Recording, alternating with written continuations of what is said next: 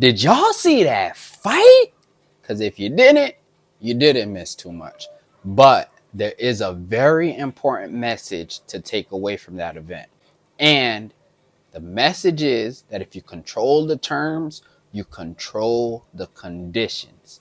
Because even though Mike Tyson is old, even in his old age, you could see that he still had the power to knock Jake Paul out. And you could see it in that first jab. He hit Jake Paul, and that boy woke up. He was like, oh no, I can't take too many of them. You could see it in his face.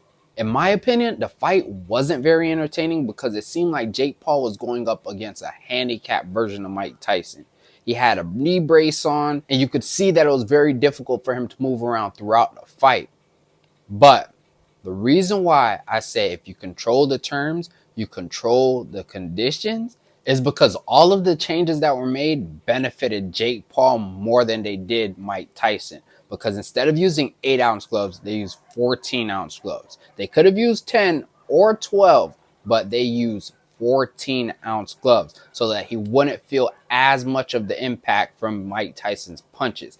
Because without a doubt, that first jab would have knocked him out if they were using 8-ounce gloves. And then they had 2-minute rounds. I'll say that actually benefited both of them, but it was more in the favor of Mike Tyson because you could see that he was actually getting winded throughout the fight. But one of the things that really benefited Jake Paul was the fact that they made the ring bigger than a normal boxing ring. That way he had more room to move around and avoid Mike Tyson's power. Because if you watch Mike Tyson, you know that he's more of an inside fighter. He likes to get up close and personal and give you the business. And Jake Paul did a great job of staying away from him. From an entertainment standpoint, the first match and the last match were not very entertaining. But Jake Paul is very smart because he leveraged Mike Tyson's name to attract the crowd that almost sold out the stadium. And the fact that the match was live on Netflix was also a very smart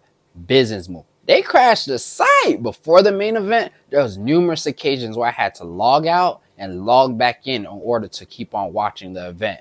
And to be quite honest with you, I don't really like watching Jake Paul fight because he's not a legitimate boxer. But what he has done is very smart. Boxing is a business, and all he's doing is playing the game how the game goes. He's being very selective and effective with the opponents that he chooses, and it's allowing him to generate a ton of money. It really doesn't even matter that he's not a good boxer because what he's showing the world is that you can be an average boxer as long as you are very influential and you have an audience with the ability to sell tickets, and you can do whatever you want to do. But I honestly think that was the peak of Jake Paul's boxing career, or at least it's the most that he'll be able to make in one night from a boxing event. Because the reason why people were watching that event is because they wanted to see Mike Tyson knock him out.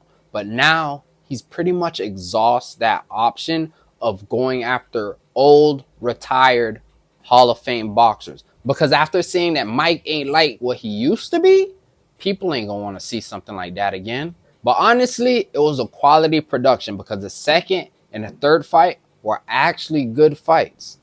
It's the fact that Jake Paul's just an influencer that decided to pick up boxing and now he's making millions off of the sport that pisses professional boxers off because they literally invest their blood, sweat, and tears into the sport. And all he's doing is orchestrating plays, then collecting a check and laughing to the bank.